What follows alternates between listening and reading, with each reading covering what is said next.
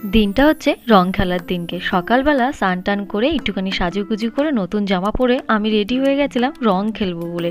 জীবনে প্রথম এই নতুন জামা পরে রং খেলার মজাটা কিন্তু আলাদাই হয়েছে, কারণ কোনোবারই আমার এইভাবে রং খেলাটা হয় না। একবার আমার দিদিদের সঙ্গে খুব রং খেলেছিলাম, আর ছোটবেলায় অনেক রং খেলতাম, কিন্তু রং থেকে আমার মনে হয় আবিরটাই ভালো।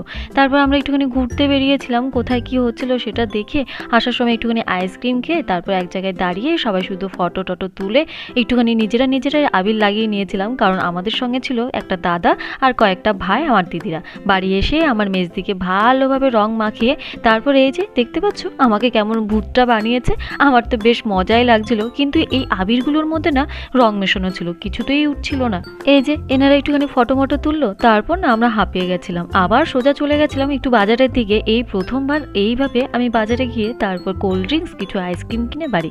সন্ধ্যাবেলা ছিল একটুখানি পুজো, সেটারই আয়োজন হচ্ছিল, পরে দেখা